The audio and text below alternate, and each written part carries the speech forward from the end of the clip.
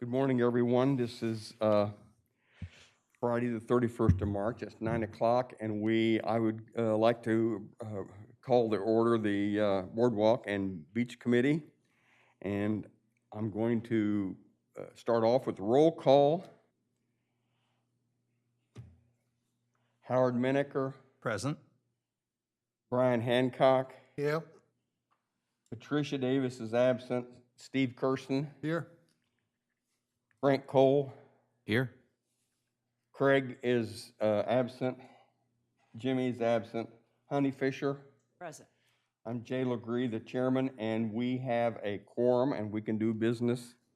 What I think I'll do is, instead of going on with the correspondence, which actually relates better to one of our topics down below, I think I'll ask Chris Basin from Skip from Orsted to answer any questions that we have, and I have some.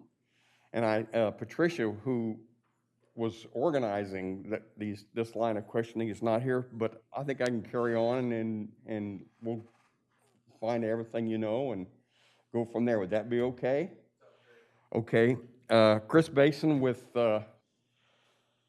Orsted. Hi, Chris Basin with Orsted. Live in Ocean View. Good to see everybody. Good morning. Can everybody hear him okay? Yes. Okay. When you and I talked, it's been back in 22, you felt like Skipjack was going to put in your construction plan somewhere in the beginning of 2023. What's the status on that? Is that coming along pretty well? Yeah, we're still working on a plan. I think last time I was here, we were looking at a June submittal Yeah. date, and now we've recently pushed that out to a September submittal date. So To September to submit the COP? Yes. Yep, that's correct.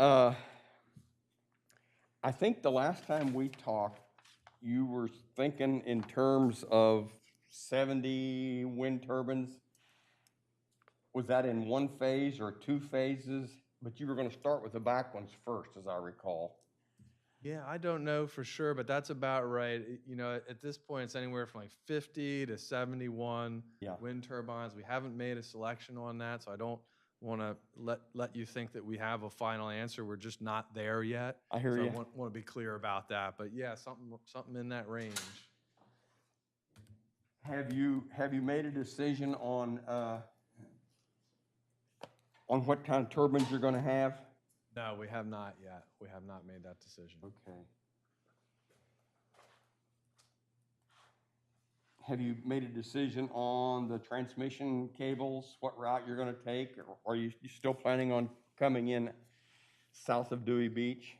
So we're looking at a number of alternatives for our transmission route, and we've mentioned these, I think, to the committee, a few of them before, but one of the landfalls that we've been looking at is the 3 R's beach. We're also looking at the Tower Road beach. There could be landfalls up north on the Delaware Bay, but we haven't made a decision on that transmission route yet. We're looking at one on the northern route, which could go to a substation near the Cool Spring area. We're also looking at a route going on Route 26.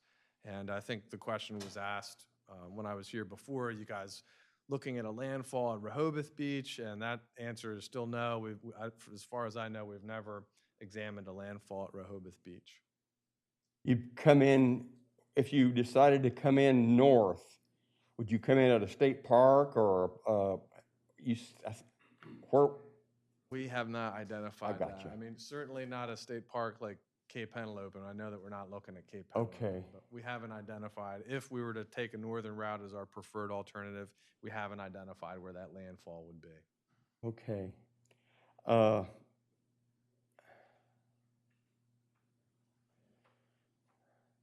Questions? Steve? Does each turbine have its own power line coming ashore? No, each turbine is from the nacelle, the power lines, they go down the towers and then they go out under the seabed and they feed into 2 substations that'll be out in the farm. And then those cables from the 2 substations come ashore to make landfall. And right now our plan is to have 2 270 kilovolt lines coming onto shore. And that's where they make the connection with the onshore cables. How many homes can 200, well, actually, 500 and some, you said 2 times 270? Yeah, 275 kilovolt lines. Yeah. So the project is rated at a capacity per our agreements with the state of Maryland at 966 megawatts.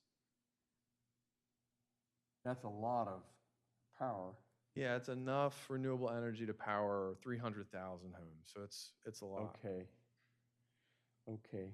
That would, having that power come ashore to the grid in Delaware is a big addition of power, especially renewable power, and that could have benefits to the community in terms of ratepayer benefits, because when you have that much low-cost electricity come in, it can act to depress rates, just because renewable energy in general is cheaper than fossil fuel-based energy, just because you don't have to get the fuel. The fuel is the sun or the wind.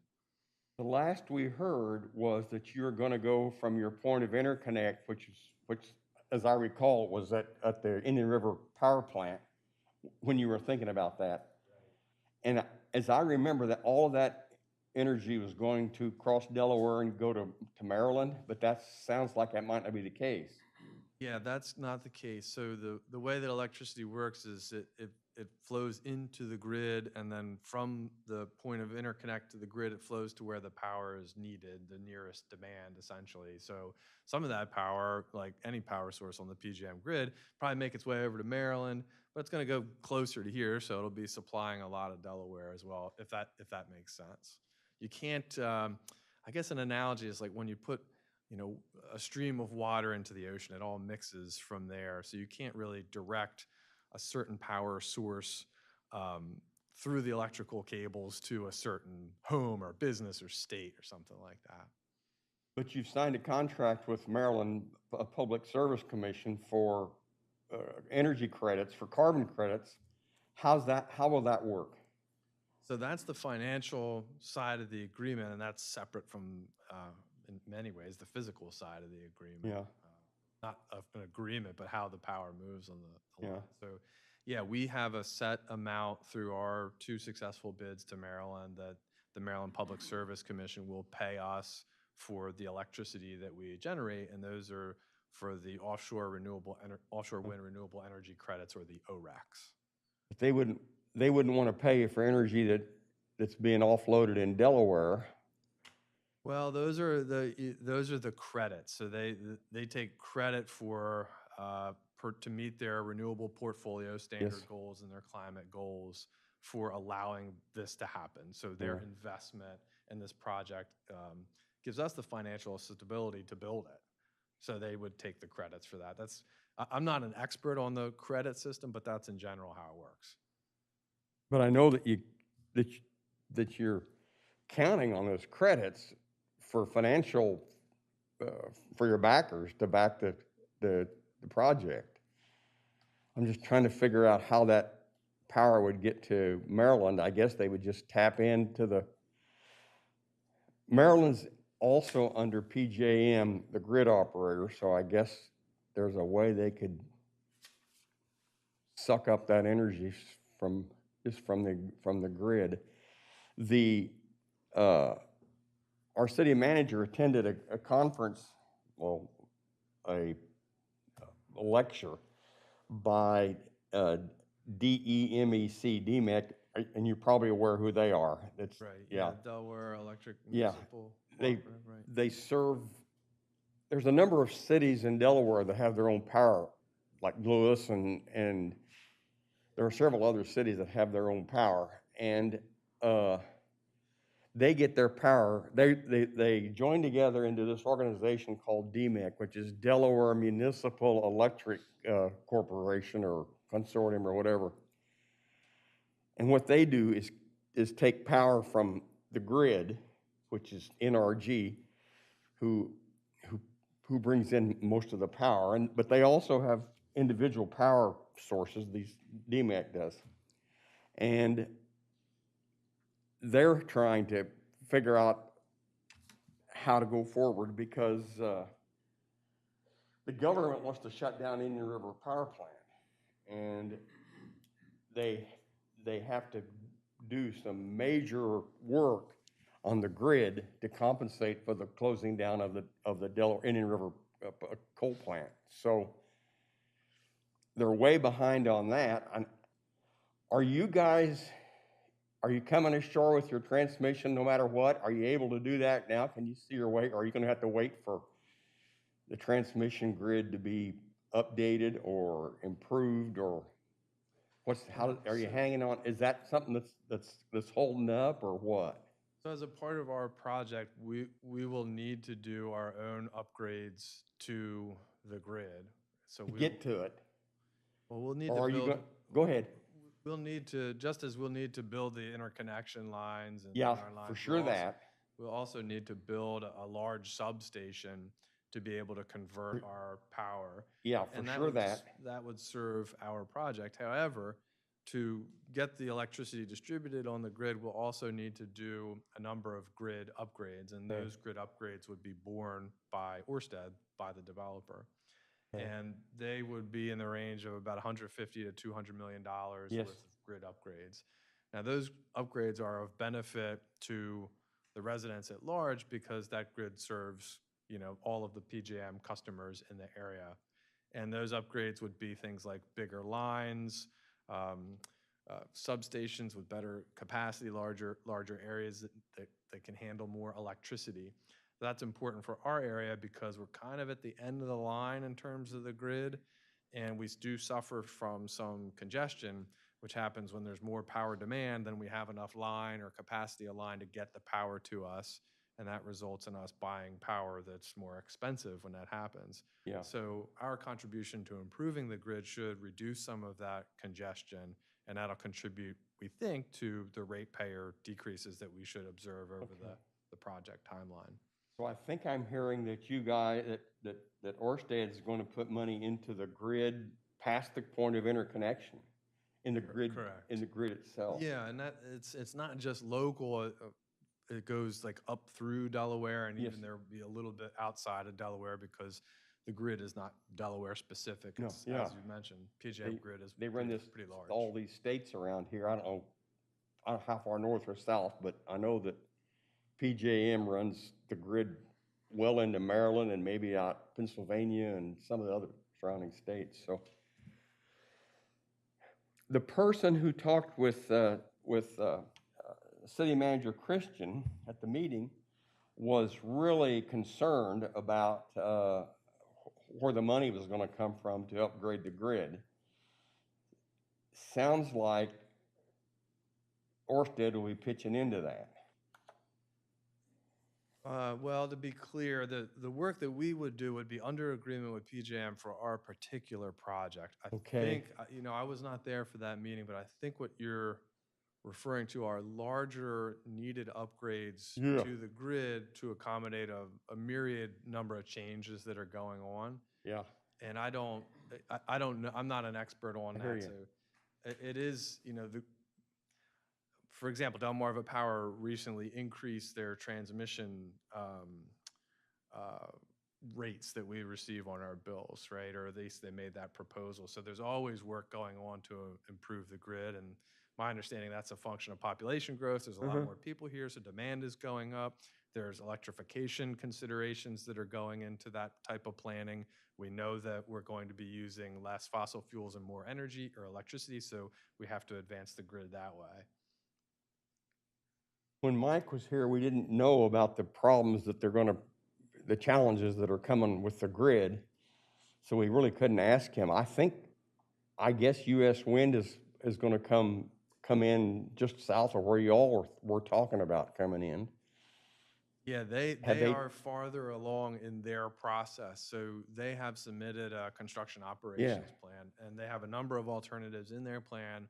And their preferred alternative is to connect, as Mike mentioned, at a substation that would be near the Indian River generating. Yeah, just south of the bridge, as I remember. And are you guys going to be the ones who build the substation at Indian River Power Plant, or will you join in with U.S. Wind, or What will happen on that? Well, just to be clear, we haven't identified the location of the Gotcha. substation. We're Gotcha. looking at alternatives now, but yes, eventually we would be required to build a substation. And we have not had any conversations about collaboration with US Wind. There's a lot of moving parts. We're certainly Yes. open to that. Sure. But there's no sort of plan, there's no government planning going on in regards to that right now, for example. Okay. And you, I'm sure you wouldn't, but US Wind has not received a yes on their permit yet, have they? It's still hanging fire with BOEM. Well, they've submitted their, I don't know, but I'm sorry, I just don't know. Yeah, well, you wouldn't, yeah. Okay. More questions. Howard? Chris, I just didn't catch it. How many megawatts are you looking to generate? 966 megawatts. Thanks. 966. Okay, thanks. Oh, I know what Howard's doing. You're doing the math. I'm not that good. I'm just taking notes. And Howard, I'm not that good either. But if you I'm have going to take questions your word that it's 300,000 homes. I have a question for Chris about the consumer benefits. So the power you're generating goes into the grid, and then from there it can go anywhere. Correct. So how do you decide who gets the reduced price per kilowatt or whatever, per consumer? That's a projection, and it would be across the PJM. Well, that would be for Delaware ratepayers, so in the PJM grid, and that's done through modeling, essentially, those projections. So it's not, you can't say one person gets a discount and another person Yeah. doesn't. So theoretically, everybody gets a discount? That would be what we have modeled within Delaware, yes. Okay. And it's worth saying that these are complex, high-level models, right? But we feel pretty confident that there would be some price depression, and that's naturally what happens when you bring in a lot of low-cost power and you upgrade the grid. Okay. Who else? Honey, are you good to go? I am learning so much. I didn't stumble into the grid problems until just the last month, and seems like there's some significant grid problems that to take 966 or 550 kilovolts is a huge pile of power. Yeah, I mean, So I can see. These are big infrastructure projects, Yeah. and they're big electrical projects. And naturally, any new big project, whether it's natural gas or nuclear, if you're talking about a gigawatt, that requires a lot of work on the grid. Yeah. And then this is really part of a very large transition to green energy that's happening right now. So it's happening on this backdrop of change and population growth in our area and electrification. But yeah, transmission has been getting a lot of attention recently, necessarily so. And how we deal with that transmission is going to be really important for the green energy transition. So you're hearing a lot about it. But I just want to remind everybody, and we talked about this before, that the wind doesn't make power 24 hours a day, that there are times in the day when there's no power, and something has to happen to keep all these homes, 300,000 homes, with electricity. And so maybe that's why they don't want to shut the coal plant down altogether. I just don't know. There's a lot of questions. Something has to come up and replace that 966 megawatts. Yeah, so I mean, it's a good point. The wind doesn't blow all of the time, and the wind blows at variable rates. I think the real benefit for offshore wind is Yeah. that there's this tremendous resource out there, which Yeah. is very consistent. So for our project, we modeled that our turbines will be spinning 94% of the time. So that's pretty consistent. So you think they'll be going 94% of the time? Yeah, that's what our projections show. Huh. I had not heard. That's interesting. Yeah, and the reason is because the wind speeds out in the ocean, high up in the air, are very high. Yeah. And the technology is improving all the time to handle that. You know, if you compare that, I think sometimes renewable energy gets lumped together, and if you compare that to solar, you know, solar generates during times when it's sunny, when there's daylight, you know. Yeah, that's true. I think sometimes they get a little bit mixed up, but offshore wind is pretty consistent. Um, and in terms of, you know, I think you made the allusion in an email about the need for battery storage. And Yeah. we have no plans right now to do anything with battery storage, but I think Yeah. that's something that a lot of folks are looking into. We Yeah. have an onshore division at Orsted where we do pair battery storage with onshore solar and onshore wind. And battery storage is no doubt part of the solution as we change our energy sources, no doubt. But the technology's not there yet. Well, I mean, I mean, the technology may be there, but the batteries aren't there. That's a lot of power storage. I was just reading an article about, and I doubt about the shortage of lithium and where it has to come from and to make these batteries, but I suspect the technology will change. We'll probably get that solved. Another avenue that's very, very obvious is nuclear energy. They're getting nuclear plants now that are small, they're mobile, they're not water cooled, they're salt cooled, and they're very efficient, except that they need a different type of fuel, but they're working on that. So once they get that done, you may be able to get a nuclear power plant the size of half the size of Indian River coal plant and power a lot of homes when the wind's not blowing. right, yeah, I believe that there's a prototype of one of these new modular systems that is working in Russia, and I think the United States is advancing a prototype. My understanding is it's very early for these kind of modular systems right now. Yeah. And they're being tested, they're being looked at. Yeah. But they are a much more promising alternative than the previous form of nuclear power plants, Yes. which the big ones that we have. Yeah. I don't think they're going to be building any more of those. I would just remark on that, having worked for a company that built nuclear power plants for years, the problem has not generally been building them or generating the energy. It's what do you do with the waste afterwards? Yeah. And that is a problem we have not even begun to address in this country. As a matter of fact, we have. The Department of DOE just announced like 2 or 3 days ago Oh, that they have developed a process to use the spent energy fuel and turn it into a high assay, low.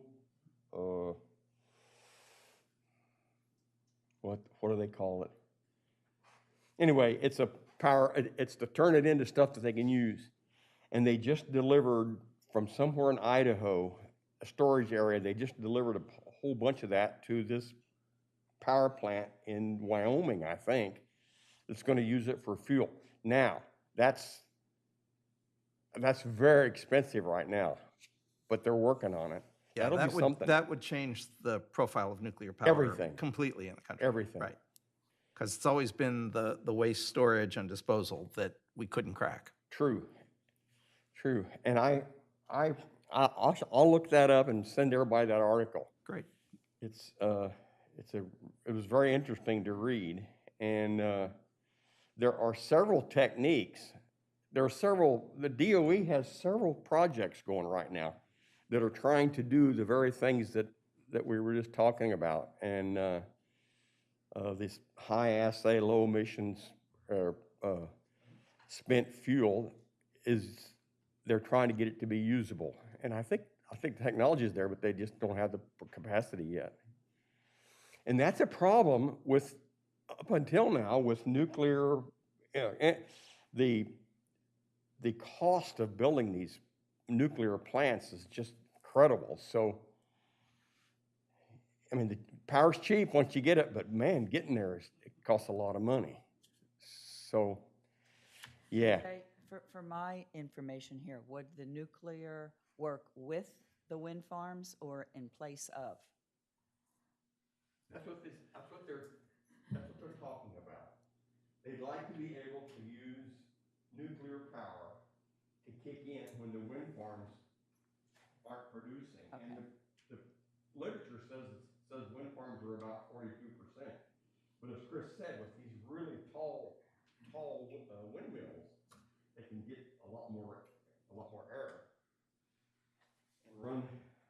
I hadn't heard over 90% of the time. I think maybe you might have been reading more about onshore wind, but I really don't know. But you know, another farm that we have where we use information from to answer this question in the North Sea generates about 90% of the time. Yeah. So I don't think it's unusual, the figure that I was giving you for skipjack for offshore wind. It's pretty abundant resource out there. I think something like the average wind speed for our lease that we calculated over a year was over 20 miles per hour. And, you know, the way I think about it is I go fishing a lot up at the Breakwater Harbor in Lewis, and I walk down that dune to go out to the beach to take my kayak out. And every single time I go down there, I say, God, is it windy out Is that the truth? Especially during the spring. Isn't that the truth? It's really blowing. I ride my bicycle and there's always wind. But yeah. Are we good? Thanks, Chris. You're welcome. Thanks We've for the wrung you out as opportunity. best we could. Okay? Oh, I'm sorry. There? Ah, yes. My name is Peter Schuyler. I'm just a citizen in Rehoboth. I got a question for you about your blades. Any research on slowing down 8-in strikes? For the blades particularly, I'm trying to think about how to answer that. I guess the first way to answer that is ensuring that we're avoiding that and minimizing that is very important to myself and the company. And so there's. I know that you've written about that tremendously. I'm asking you a specific question. Yeah, no, I know what question you're asking me, and I'm going to respond to it. I think, you know, the way that we start is first through the siting of the wind farms, right? And that was done through the BOEM process to locate the lease areas, and consideration for wildlife impacts was built in to that location. So if you look where most of the birds are traveling, they travel closer to shore, and our lease is, you know, it's about 15 miles off the shore, so there's less bird traffic out there. In terms of, you know, how the turbines are situated, they're going to be placed a mile apart, each turbine from one another. So they're pretty far apart, which would allow birds to navigate better. But there's questions out there about how the birds that do regularly migrate through that area, how they would change their behavior and adapt to the wind farms. A lot of birds are going to be flying, you know, seabirds often fly close to the waves or the water, so they would have an opportunity to fly below the blades. But there are other birds, when they migrate, they don't fly close to the water, they fly higher up. And frankly, we don't have a great deal of information in the scientific community about how these birds are flying. So there is going to be study that will determine more information about how the birds are flying. Some of the information that I've seen from other farms that we have is birds, and this is like overseas, but like the birds go around the entire wind farm itself. Instead of like flying through it, they go around the whole thing. I'm not saying that's what's going to happen here, but I think to your question, the point is that we understand that this is a serious concern that we want to mitigate. We don't want wind turbines to impact bird populations. We want the green energy that we produce to protect those populations, as opposed to fossil fuels, which is the real threat to bird populations, is climate change. So, Can I ask you a follow-up? yes, please. Have you heard or read anything about painting a blade black and how that affects the bird strike numbers? No, that's an interesting thought. We should look into that. Yeah. Yeah. into your company, because there's been some research about that, that somewhere around 70%, and it's not finalized. This is in its infancy, as your whole industry is. Right, right. But if you can stop anywhere near 70% of these bird strikes by painting one blade black, I would ask your company to please look into that. And Yeah. if you're going to build these wind turbines and put them out on the ocean outside Rehoboth Beach, that's one of the small concessions that you can give as a company to the citizens of this area. Sure. And not so much for the citizens, but for our avian friends. Yeah, I appreciate the comment. I will definitely look into that and see. I think, you know, my thinking is when I hear that, too, that's a good idea. I also think, well, gosh, does that change the visual impacts of the turbines? I do know in another one of our projects, we put sensors like on the turbine blades themselves to be able to detect impacts from birds.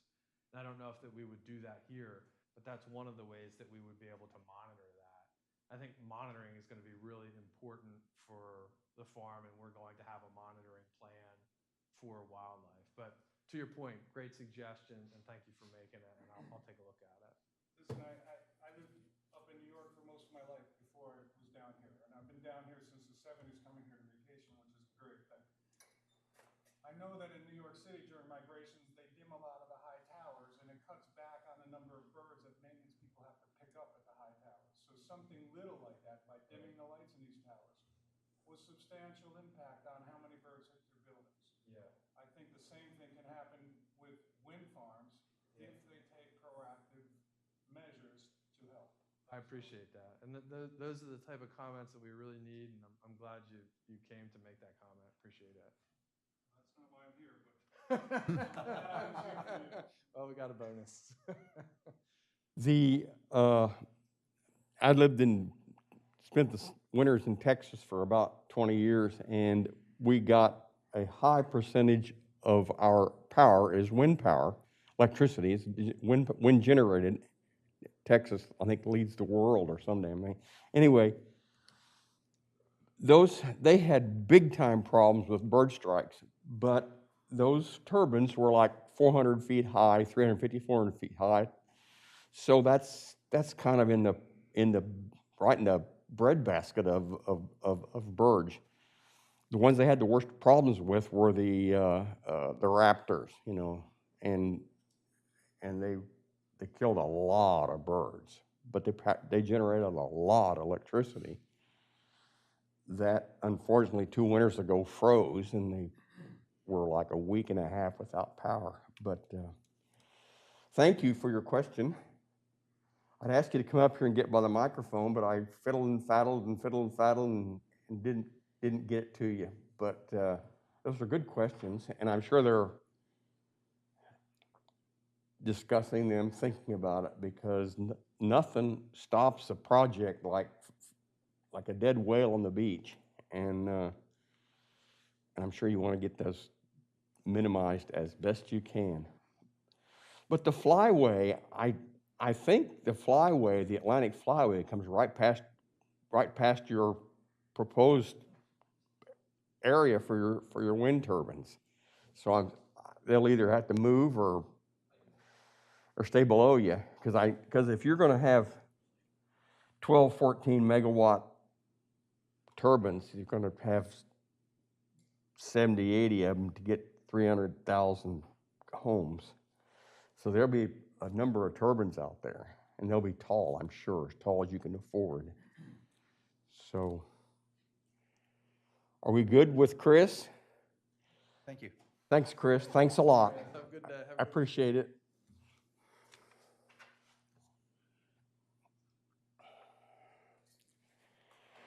Let's get back in special order. And has everyone had a chance to look at the minutes from 27 January? Do I hear a motion to accept those minutes? I move to accept the minutes. Second the motion. All in favor of accepting the minutes, say aye. Aye. Aye. We're done. That happened.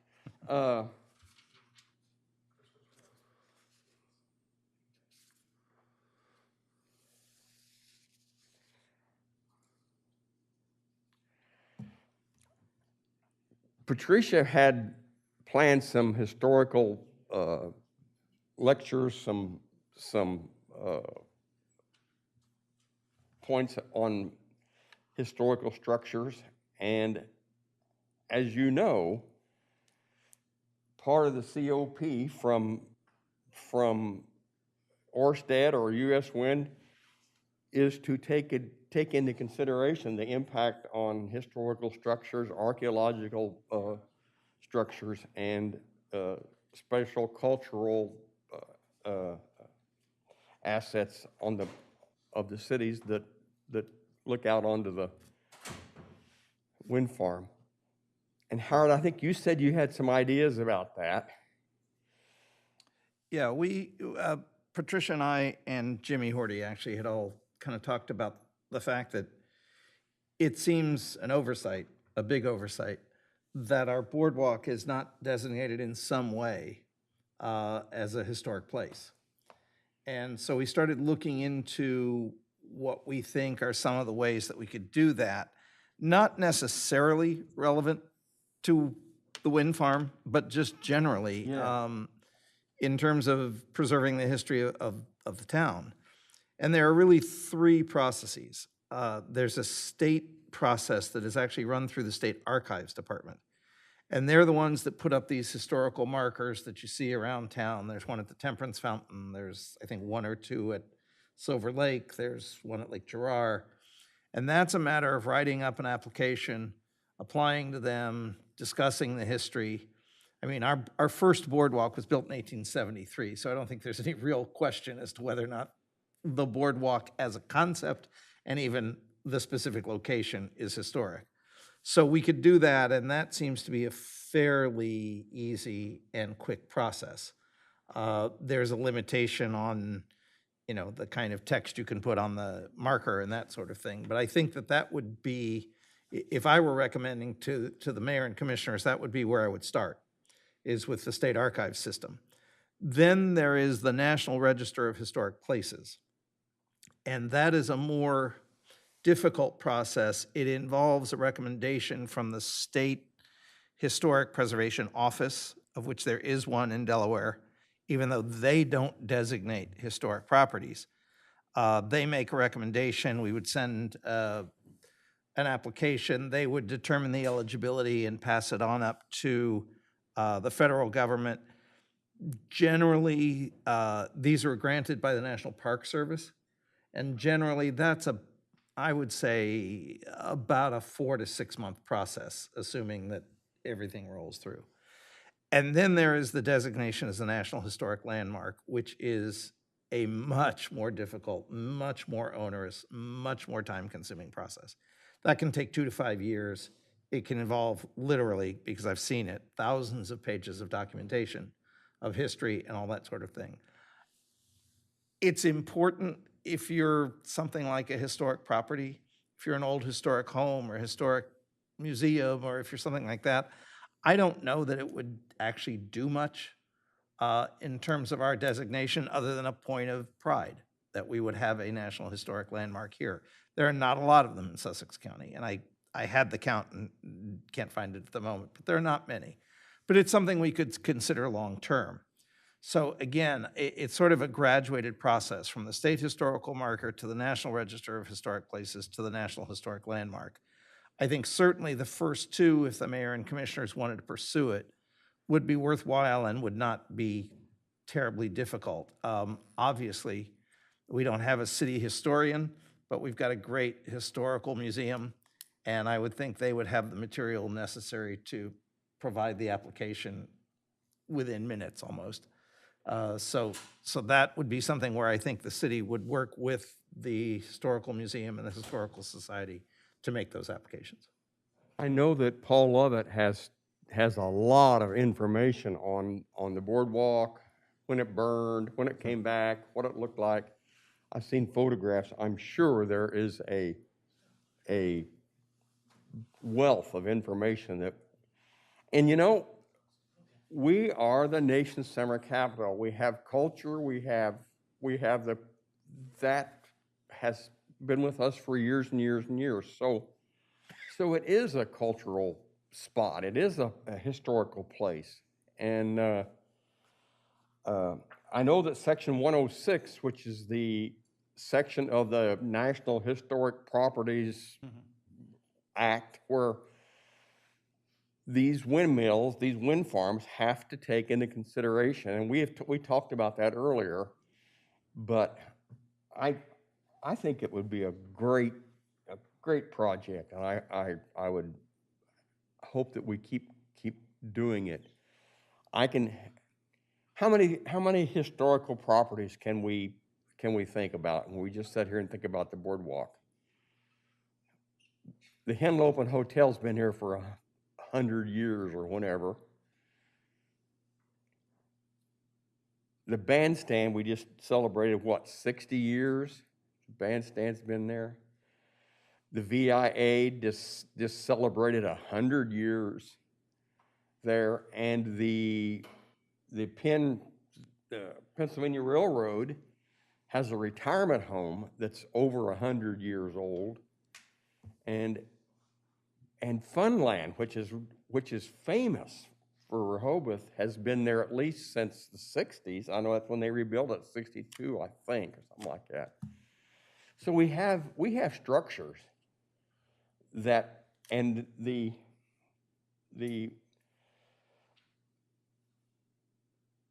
Bureau of Energy, BOEM, Offshore Energy Management of the Department of Interior, and as you well know, Department of Interior also covers state parks and those types of, they take that into consideration. And so, but we remember that the one we were talking about, which is what, Southwind 1, I can't remember the name of the project, where they noted all the historic structures, and we talked about that, the Vassar building and the Harvard house, and that was on Ventnor, I think. And those were historical structures. They were impacted by the view shed, but there really wasn't much to do except that I think they said they had to paint the blades maybe a tan or some kind of a color that was less impactful. Jay, what I would suggest is possibly, if you want to take this to the mayor and see if the mayor's in support of it and bring it back to the mayor and commissioners, that we talk to them about designating the boardwalk itself. Yeah. And then we can share the information with the private property owners. We can't apply for them for historic status. No. But we could then share that process and the information on how to go about it and what the parameters are. You know, for instance, the fact that there was an old Henlopen Hotel and now there's a current structure. I don't know if that structure qualifies or not, because I don't know how old it is. But again, if we can share the guidelines, then all of those private property owners could look into getting their designation as a historic location. Yeah, I was reading through some of the criteria, and it doesn't have to be ancient. It just has to be a significant, monumental, or culturally important, or historically important structure, and they have to take that into consideration. And as you remember, I think it was Honey said at the last meeting that when you climbed up on the Vassar building in Ventnor City, you could see forever up there, and we're the same way with the Henlopen. You can see miles more than you can see when you walk along the boardwalk. So I think that's a great idea. Let's have a consensus. Do we want to keep talking about this? Is it worth? Shall we do it? I'd like to, yeah. Definitely. Okay, let's do it. And you've already started digging into information, and I know Patricia's interested.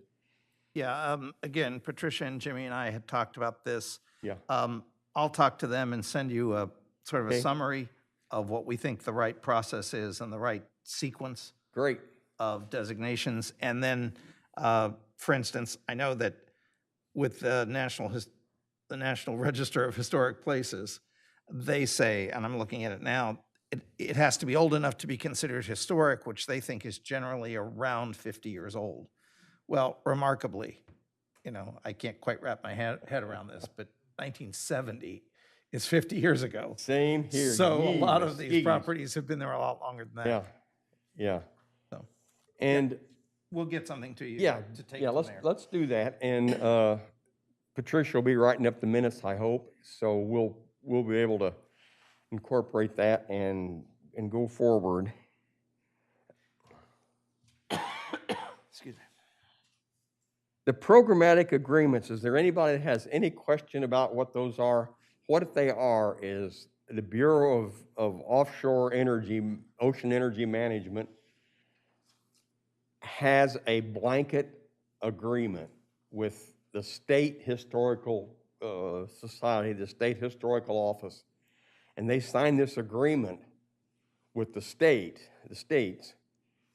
so that they don't have to sign a contract with every one of the historical structures.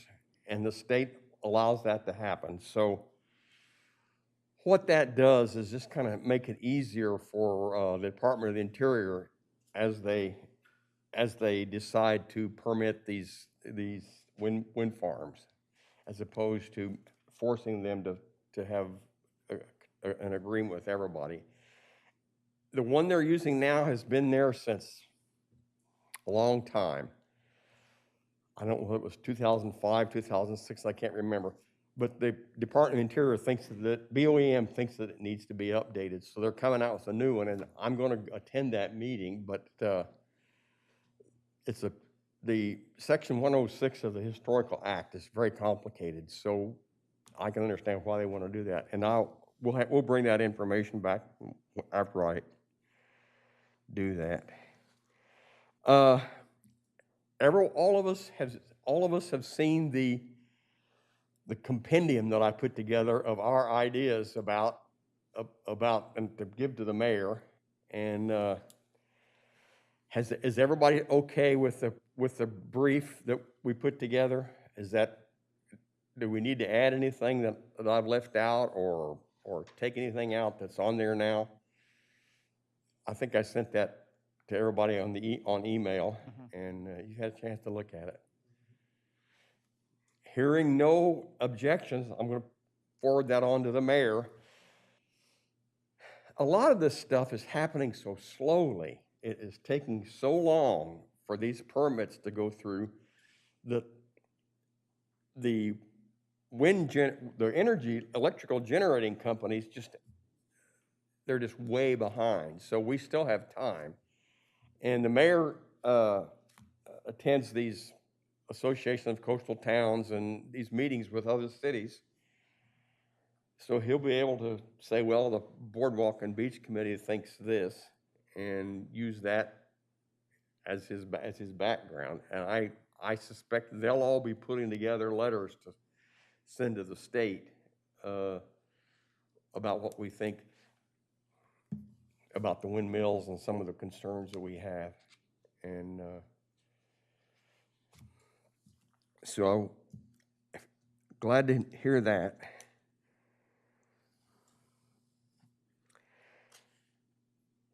On new business, let's have a little discussion on what the Animal Issues Committee has been doing and see what we think about it. I asked him if he wanted to be here. He's out of town. He was going to ask, Commissioner Bennett, and was going to ask if anybody from that committee wanted to come to talk to us, but so far we haven't had, I don't think anybody's coming. So what they want to do is set up bag dispensers around town, and I'm not sure where they want to set them up. But we've been asked in the past to have poop bag dispensers on the boardwalk. And our answer has been, okay, who's going to take them up in the winter? How are we going to work that? And I know that another thing that the Animal Issues Committee is thinking about doing is having dogs on the boardwalk the same time as bikes on the boardwalk, which would mean that would be every day up until when they can't, up until 10 o'clock or 9 o'clock or whatever they end up saying. And I think that's something we need to discuss. And then the other part of it was designated a place where dogs could run free on our beach. And we need to discuss that. Let's start with time on the boardwalk. Was anybody in favor of relaxing some of the time that we allow dogs on the boardwalk to have that be at the same time you can have bikes on the boardwalk? That was one thing they were discussing. I just think Honey? that would just be a real disaster. It's hard enough to avoid the bikes. Yeah, And if you also have to, and then the dogs barking at the bikes. yes. I just don't think that's a good idea. Although it's going on right now in the off-season, But it's off-season, yes. You don't I have- agree, and I yeah. take your point. I Yeah. think also, if dogs are allowed on the beach early morning, maybe I could see a way that would work. But the criticism that the correspondent made was that it kind of opens the door to a free-for-all for dogs in general all the time, where it's already a problem, it'll exasperate that problem. Yes. So I think once you get into, beach until 8 a.m., boardwalk becomes a little dicier, and then you wonder, is anyone going to pay attention at all to the dog ordinance, which is, the answer is probably no at that point, Yes. They can always feign ignorance. My suspicion is a lot of the people who feign ignorance, they know better, but it's a great defense when you're called out on it by a seasonal cadet. Yeah, excuse me, go ahead, honey. Do dogs have to be on leashes in the morning?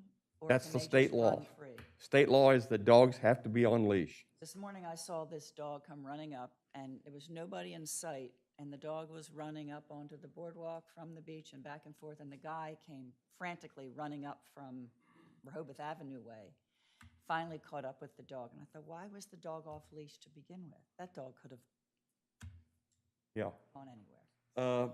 You hear dogs are running up and down, I live on Prospect Street. Dogs run up and down Prospect Street all morning, not all morning, but before 9 o'clock, every day in the summertime. Prospect is parked up at 7 o'clock in the morning. The people park, they open the door, the dog gets out and runs toward the beach. And the first thing he does, of course, is, that's the reason they're coming here, is to poop on the beach. Or the other day, Wednesday of last week, I was walking my dogs on the boardwalk. I have two little dogs. Came around the corner on Prospect Street going toward my house, and there was a loose German Shepherd peeing in the yard on a tree in Diane Sweeney's yard, which is about halfway down the boardwalk, or halfway down Prospect Street. Well, as soon as I came around the corner with my two dogs, guess what? He saw us. So he came running toward us, dragging about a 6-foot red nylon lead, because the lady who was parked further down on Prospect had just opened her door and let him out, came up to get my two dogs. Well, it was a young male, full-grown German Shepherd. He wasn't quite yet have the confidence that he'll have another couple years.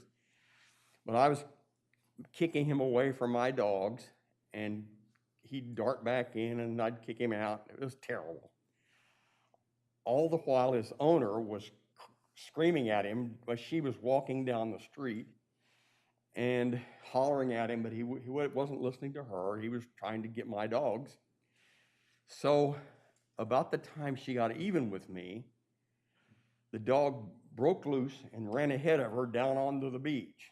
And I was screaming at her, but that doesn't really help. Anyway, she ignored me and went on over the sand, went on down to the beach with her dog. And her dog was loose down there running around at the end of Prospect Street. And that is not a rare occurrence. That happens all the time. All the time. And I'm not sure why, but we don't enforce it. We do not. Our Rehoboth Code says no dogs off lead no dogs on the beach during the summer, and dogs on the boardwalk at specified times. So obviously, we're not enforcing that. We have loose dogs everywhere on Prospect Street. And I have talked to the mayor, talked to the former city manager, talked to the chief of police, and that just never, ever seems to be enforced. And I'm not sure what it's gonna take to start enforcing our leash law, start enforcing our dogs on the beach law prohibited.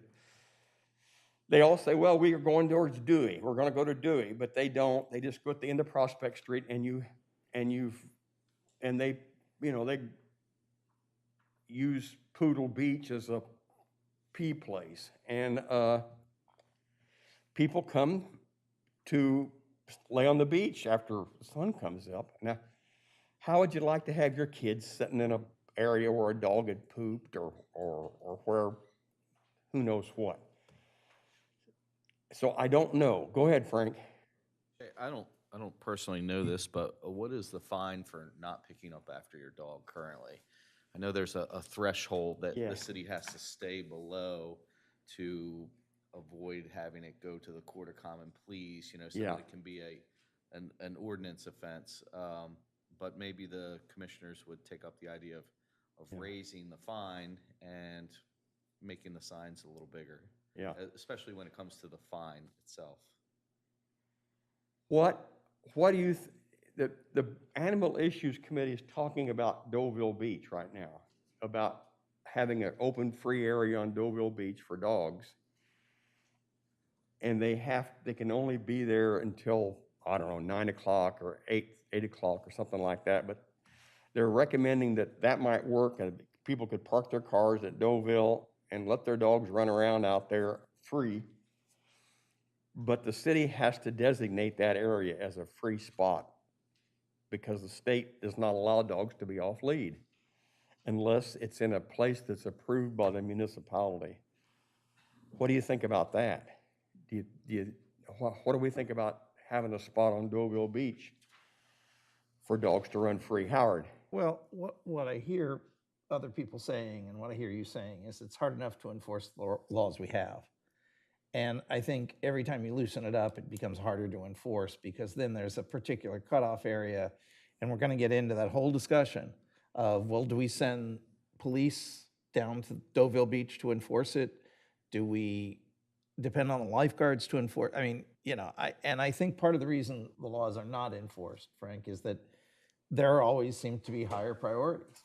And, I'm not so sure that's a bad thing. I think police have a lot to do. So I don't think, what I'm hearing here and my own feeling is to begin loosening up the regulations and opening up the beaches to more time for dogs just isn't, I think, a good idea and isn't very enforceable. Do you have any thoughts about enforcing our own laws, about enforcing our leash law, enforcing our no dogs on the beach law? They run Poodle Beach every morning, free. They're running free. And we just got a letter from Bill Cook, and I think he swims at the end of Rodney. So even on Rodney, dogs have been running free for years in the mornings. Is Poodle there's- Beach part of part of Dewey? Is No, that, no, they're it's not Rehoboth. in there?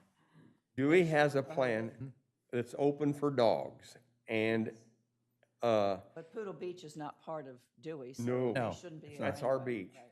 Yeah, Immediately to the south of the city of Rehoboth Beach, it's county. It's the county. state. It's And county. then it's, Then it's Dewey. I know it's approximately, from Rehoboth Avenue, it's approximately a mile and a half, I think, to Dewey, if you Yeah. head south. Yeah.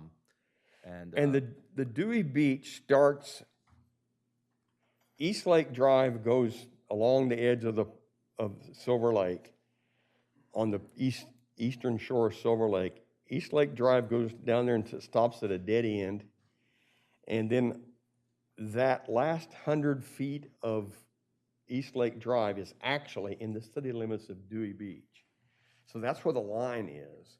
If you walk the beach, you can kind of tell where the city of Rehoboth ends because there's no more streetlights and the Yeah. dune fencing ends at a certain point, and that's when you're in the county, you're in Sussex County. Yeah.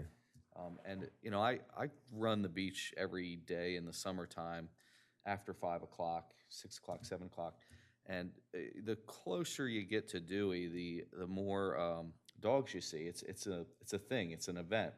And so the way I see it, all the dogs kind of get along. I think most of the people who are on the beach at that time, especially in Dewey, kind of know or can see that there are a lot of dogs here.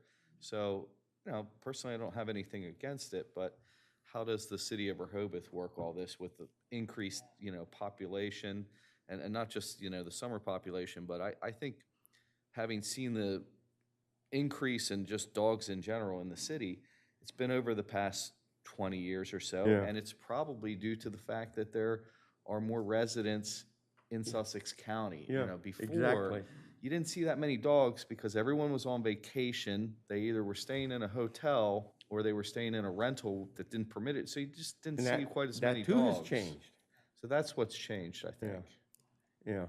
Well, Dewey does permit you to have a dog, I think, before 9:30 and after 5 or 5:30, Yes. but it and- still has to be on a leash, And and they have to have a permit for it. yeah, and Dewey sells permits for their dog because they have an enforcement officer. And I talked to the mayor about this yesterday. I said, you know, this is crazy. We're just letting Poodle Beach be a dog beach.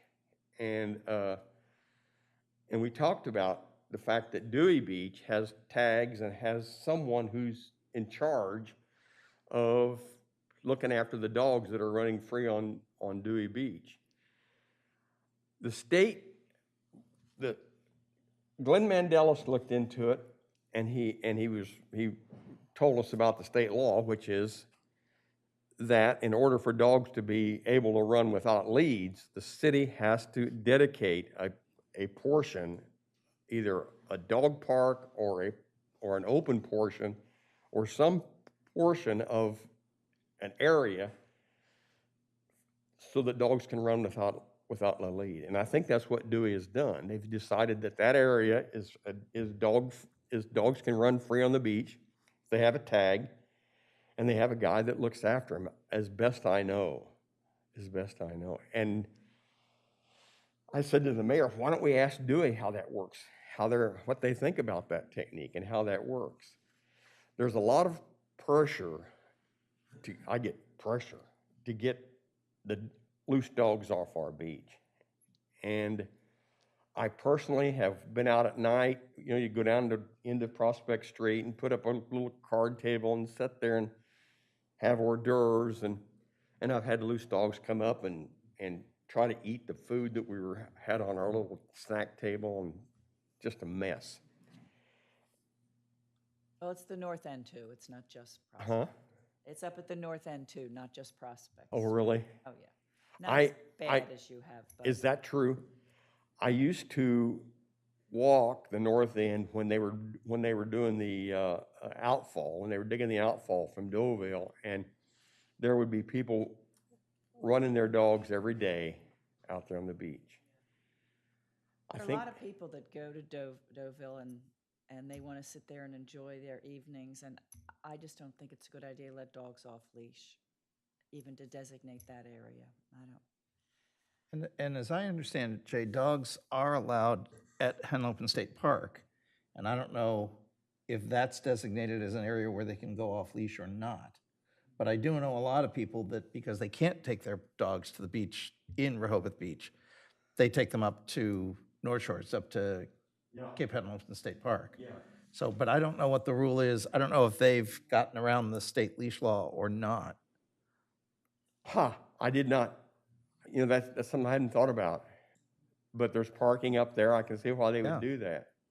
No. I think we could cure our problem at Poodle Beach if we just enforce the law. I don't think it would take long, maybe a month, to put a police person there every day telling people that they have to go to the Gordon Pond or Dewey or wherever they would need to go and not run free on our beach. But those folks are fairly aggressive, the dog owners. They're difficult to deal with. And if you say something, my wife's been cussed out more than once. And if you say something, it's not a pleasant time. And Jay, yeah, Howard. if I can, again, everybody correct me if I'm wrong, but what I'm hearing is that this committee is not in favor of changing the law Yeah, in terms of dogs on the beach or dogs on the boardwalk. yeah, What we are in favor of is enforcing the laws we have. yep, And I think that we can stand as a consensus, if you will, on that kind of action. In terms of whether we ought to designate Deauville Beach or anywhere else, I believe the Animal Issues Committee was already examining whether there's anywhere in town to do a dog park or even a dog run. And I would say, let's see if they have a specific recommendation. Because as I understand it, when they looked at the dog park, there just wasn't a place for it. They just couldn't figure out a place for it. For I a don't lot know of where they reasons. are on a dog run, but I would think we would probably say not on the beach. But let's see where they go with that. The fact that we're looking into this, the fact that we're talking about it, and the fact that we're going to make a recommendation has some weight, and that's why we're talking about this. What we think about it. It's our beach, our boardwalk. I think I'm hearing that don't loosen up the times on the boardwalk, and I think I'm hearing that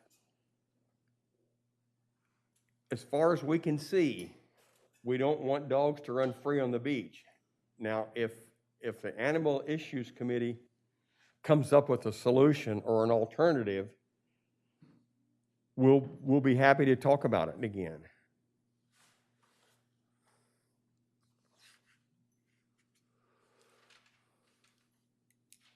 Jay, I agree with what you just said, but one thing I've been saying for a long time, we have 2 separate dates for bicycles and dogs on the boardwalk. I think we should just combine, pick a date and stick with that for both. The same? Yeah. That's what the Animal Issue Committee is thinking about doing. But as Honey just said, if you have dogs and bikes on the boardwalk at the same time, I'm talking about for the off-season, when they can use the beach, the boardwalk.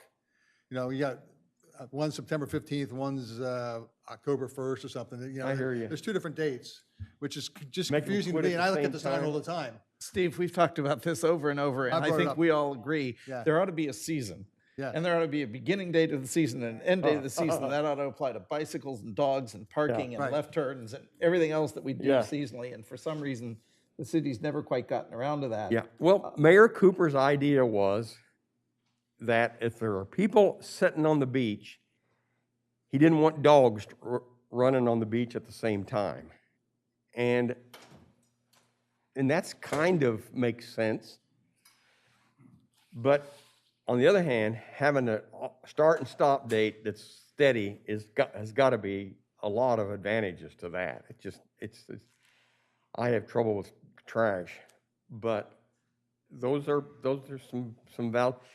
So let's say, now what if the Animal Issues Committee decides to let dogs be on the beach up until 10 o'clock in the morning or whenever bikes have to get off the boardwalk, excuse me. Well, that's just their recommendation, Yep. right? And we would say. Our no. recommendation is to not have that happen. Not to change the time. that However, exists. our recommendation on the dates is different. We recommend that we have a uniform start and stop date, but we recommend that we don't let dogs stay on the boardwalk until 10 o'clock or whenever it is in the summertime, like we do bikes. Okay. No. What do we think about poop We have a- bags? we have a Oh, question. I'm sorry.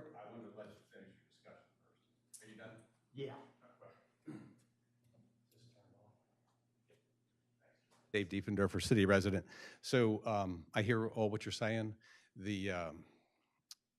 I believe that dogs should be allowed on the boardwalk until 10 a.m. In fact, it was one of my ideas that I sent to Tim Bennett to allow us. So what's happening is responsible dog owners have their dog on a leash and control their dogs, right?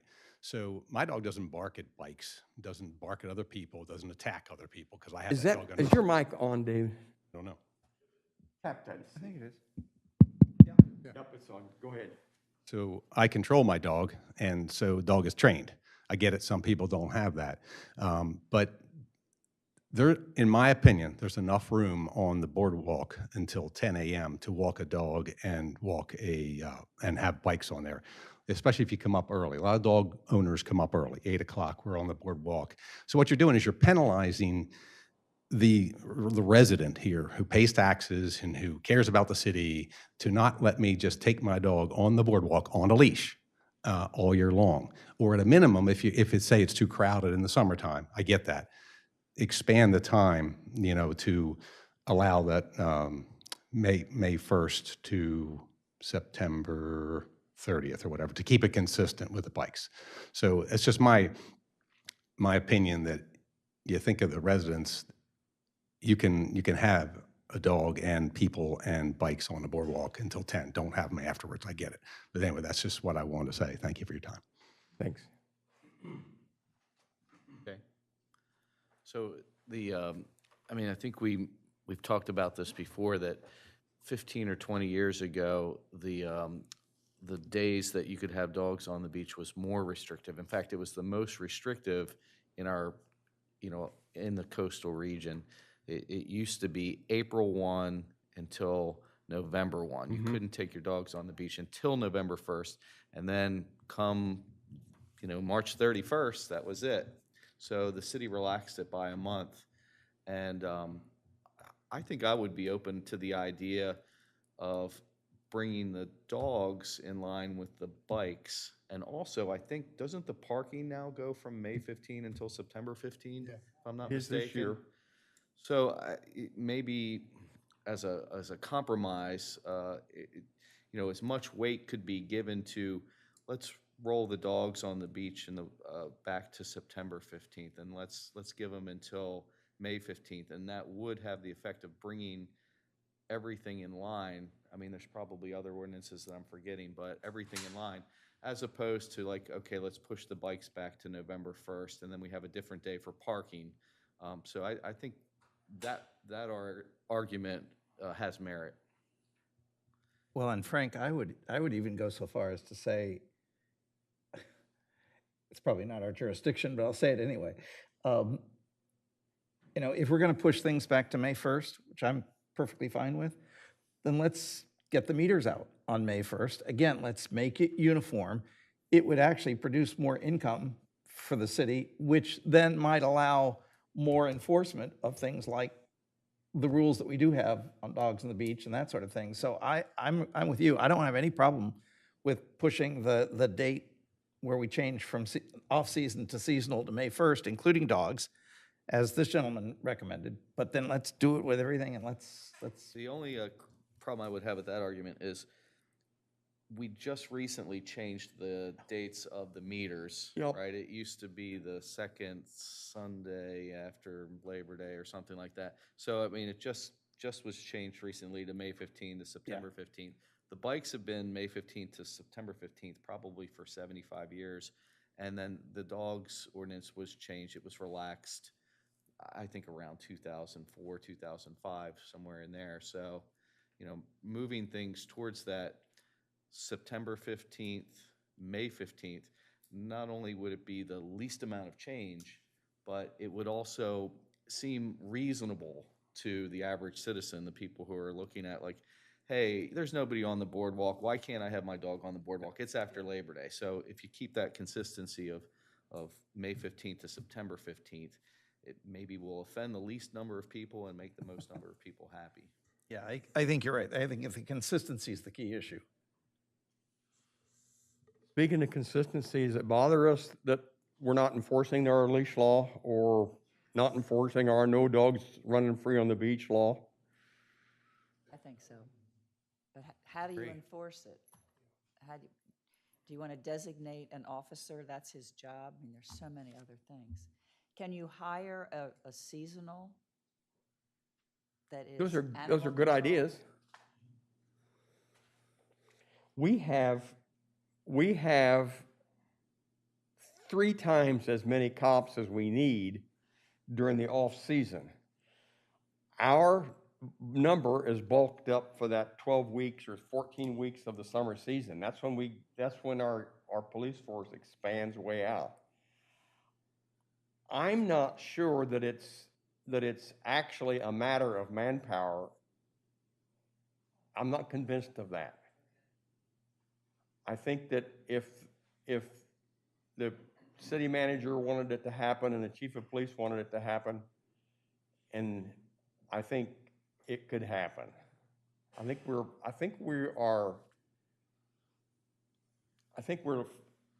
facing a decision not to enforce it because it's such a hassle. Nobody wants to do that. No police person wants to stand at the end of Prospect Street and tell people they can't come onto the beach with their dog because you got 100 yards before you get to the county. And you have to walk on Rehoboth Beach to get there because no one walks to the county. They just let their dog go and he runs on Poodle Beach. So, Question, so if they had their dog on a leash getting out of their car and took the dog up to the beach, is that legal? it is in the wintertime. It is in the wintertime.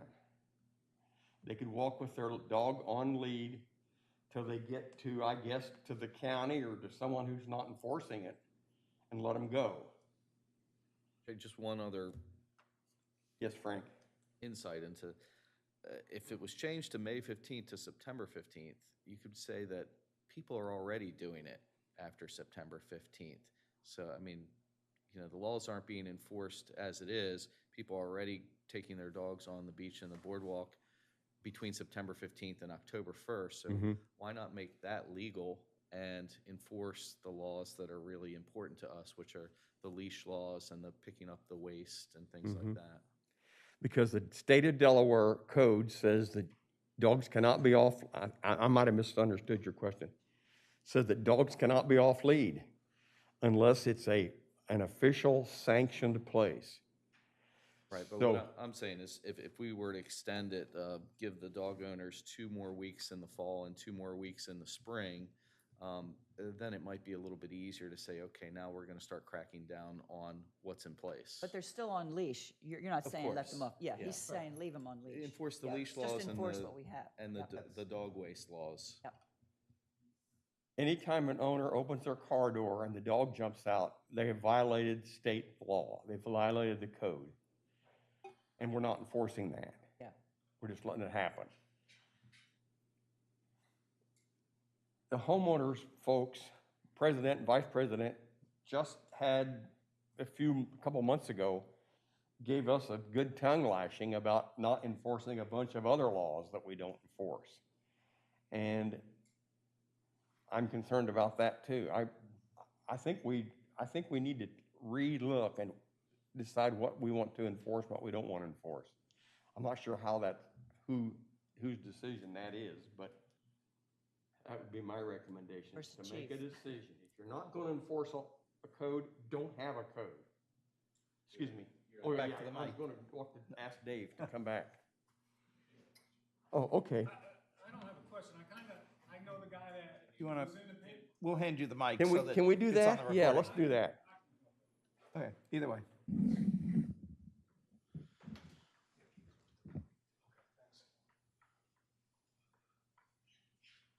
Thank you. You're welcome. So again, my name is Peter Schuyler, and thank you for having me. I know the guy you're talking about, the dog guy in Dewey Beach, is a buddy of mine. He's got a cart, he's got a like John Deere thing, and he drives around on the beach. Yeah, okay. Those people have to pay to have their dogs on the beach, Yeah. correct? Yeah. So if you don't want the dogs off the leash and on the beach, make it permitted, charge people to do it, and watch half of them disappear. because people aren't going to want to bring their dogs to a dog park they got to pay to get on. Some people will because they love the beach that much. Other people will go away most likely. So if this is an issue, permit it, charge them a lot of money, and see what happens. This guy is a retired guy.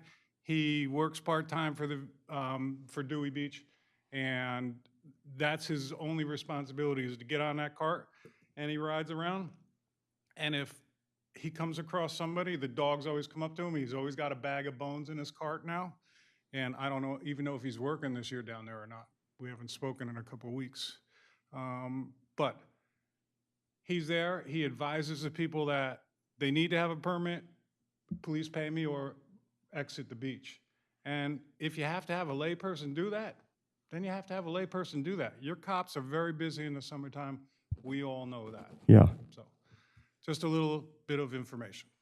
I bet you he learns before long which dogs already have tags, and I bet he can spot a new dog without a tag in a heartbeat and say, hey, you haven't got your tag.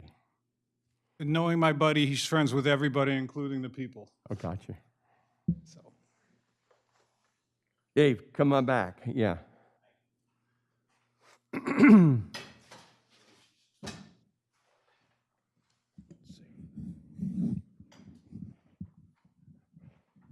Yeah, thank you, Dave Diefendorfer, city resident. Again, I was just going to suggest the exact same thing. Is if you consider something like that, allowing people on their dogs on the beach or whatever, make them have a tag, get a little money out of them, out of the city, and then enforce the laws. I get it, you got to hire somebody to do that and monitor it, but that is a way of controlling people. You know, you charge them for a tag, $100, whatever the number is. So we can make a little money, pay for it, and try to control this. Thank you. Is it fair for us to say if the Animal Issues Committee does designate a dog-free area where the dogs can roam, that we would recommend that we hire somebody to watch out for that area?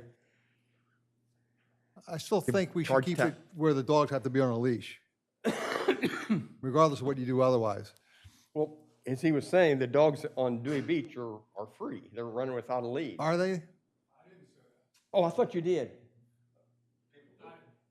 But is that, I is think that that's- not, It says it on the website that they don't have to be leashed. Dewey Beach's website says that?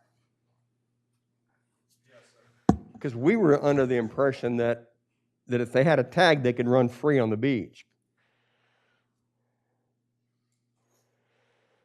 Dogs do not have to be leashed. Dewey Beach dogs do not have to be leashed. But they have to have a tag. yes. So Dogs that, are allowed on the beach year-round, but there are limitations. May 15th through September 15th. During this time, dogs are permitted on the beach from 9:30 to 5:30 p.m. Or 9:30, before 9:30. And after 5:30. yeah, They do not have to be leashed. They have to be licensed in Dewey Beach, and they're available for purchase at the town hall. okay.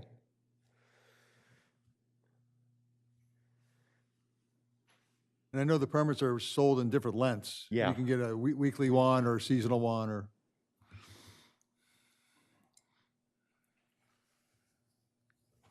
So we still, does that make any difference? Does Dewey's leash law make any difference in our consideration? Do we, I think the best argument for keeping the leash law in place is possible liability. I mean, Yeah. 99% of the dogs out there are probably friendly and no Yes. problems. But every once in a while, you hear these horror stories about a child getting Yeah. mauled by a particular breed, and it exposes the city to potential liability.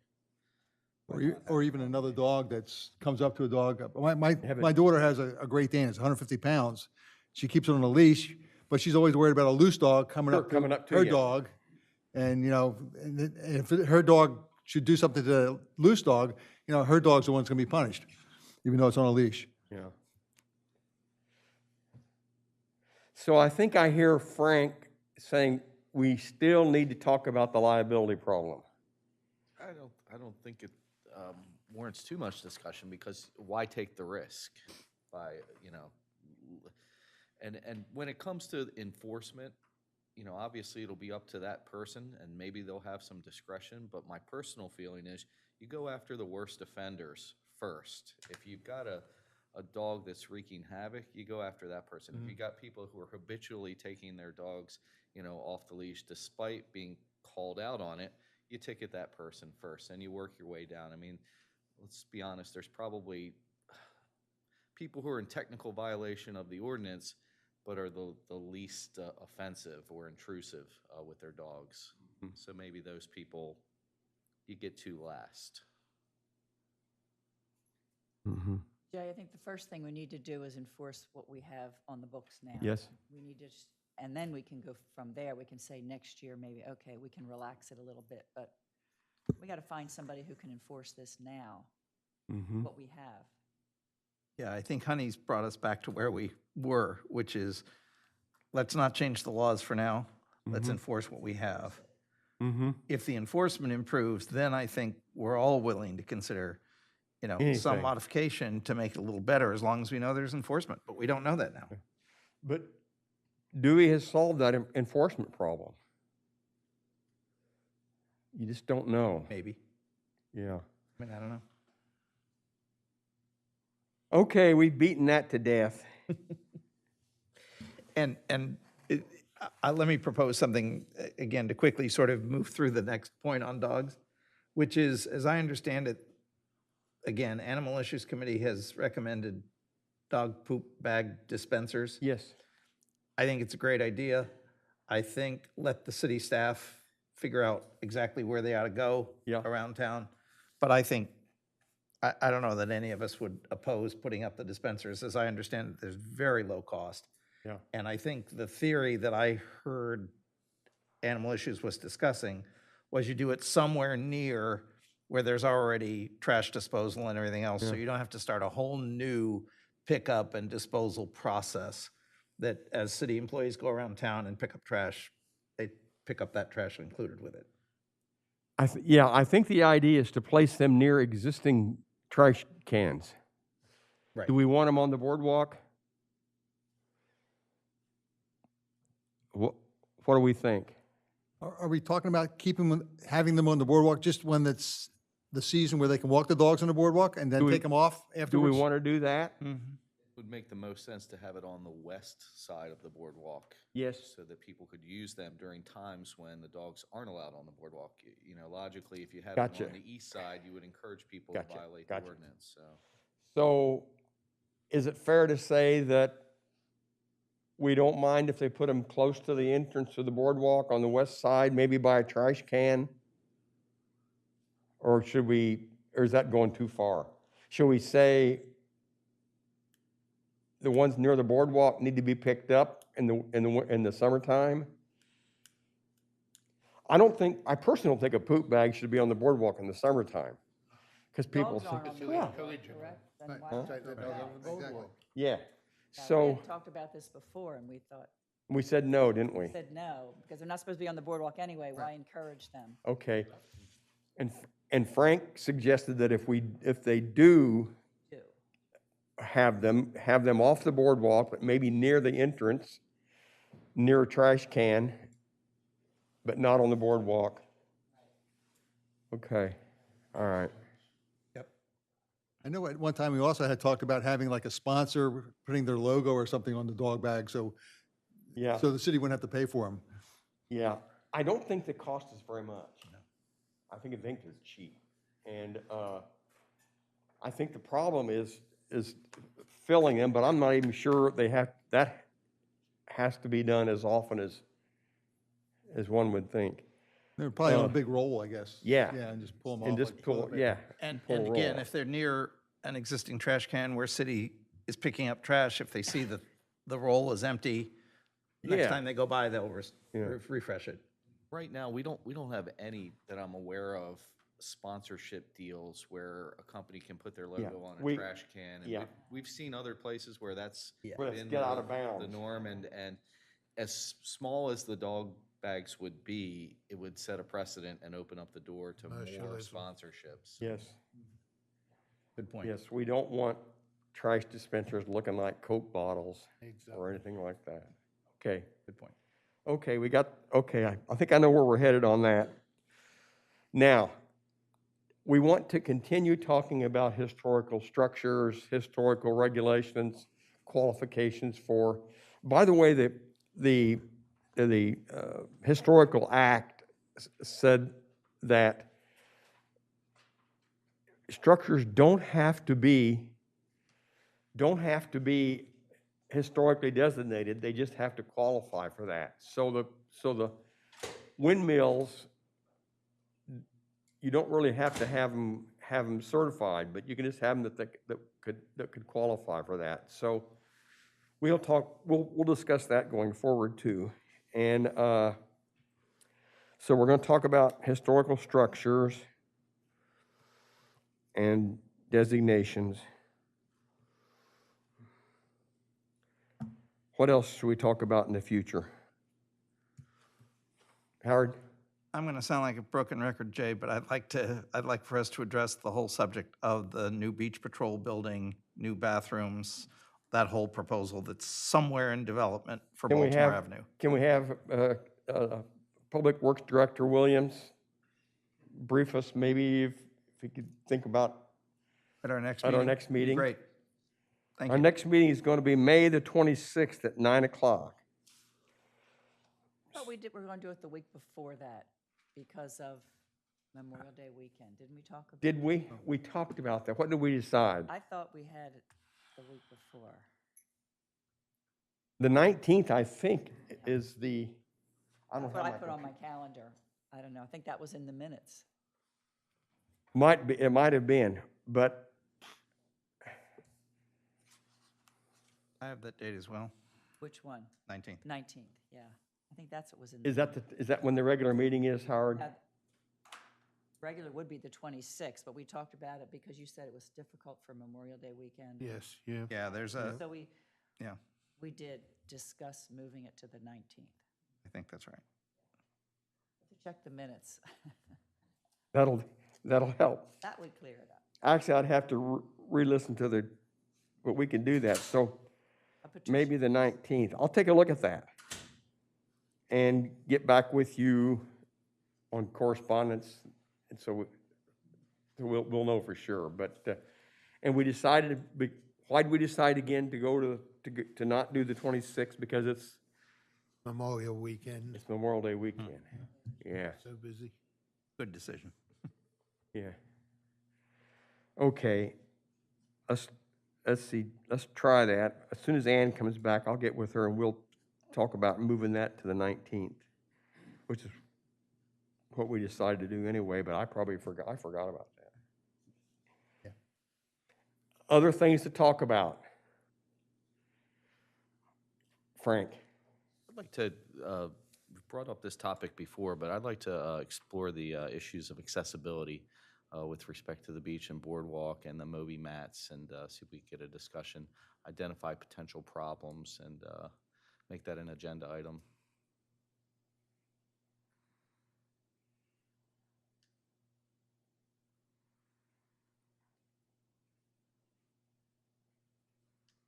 It looks like replenishment is just about to start. Is that, yeah, Yeah. Easter Monday? Okay. Oh,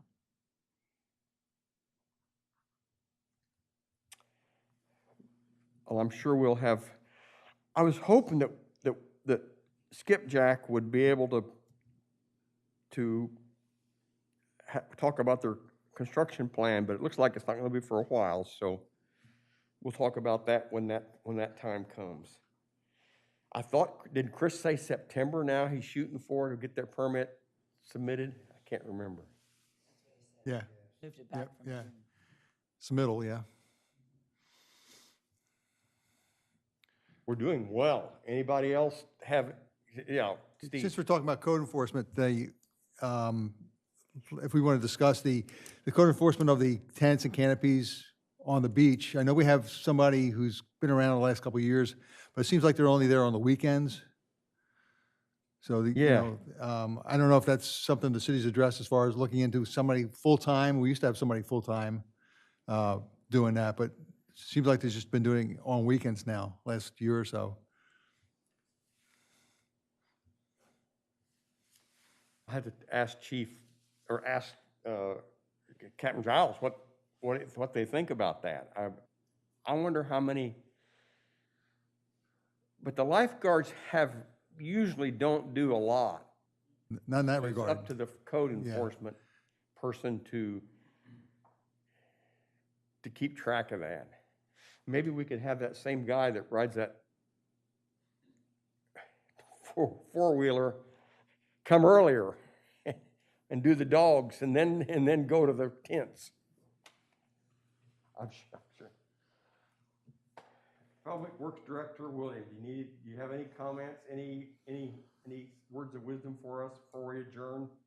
No, sir, other than the beach replenishment starting on Easter Monday. Should take about 2 weeks, 24/7, so. Do you, And which areas, I mean, how far is it going to go?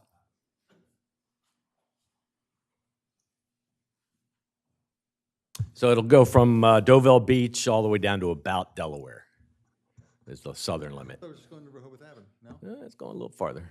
So it'll include Deauville, not just from Deauville? Correct. Okay. Okay. Not much needed down there, but I think that's where they're starting. They're going to, comes ashore in Virginia, they're going to push to the north, and then flip-flop and go from Virginia down to Delaware. Then they'll pick up and go to Dewey. So, yeah. Okay. Good timing for Rehoboth. will they replenish it all on Sussex County area? Where will they start when they south of us? I'm not sure where they pick up for Dewey. Okay. I just know they ended us at Delaware, Yeah. Okay. jumped down south. Okay. Have you ever, this is for my own benefit, have you ever gotten a handle on how much money that the state's spending on replenishment? Like for this particular contract, Yeah, or any contract? so I have that. I don't know it. Okay. I have that. I can get that to you. Okay. Yeah, on the order of 30 million for the contract. Yeah. The state pays a third of that. Yeah. I know it's a lot of money. Yeah. Thanks, everybody, for coming. And I declare this meeting adjourned at 10:26. Turn this off, Brent. 10:37. Huh? 10:37. 10:37.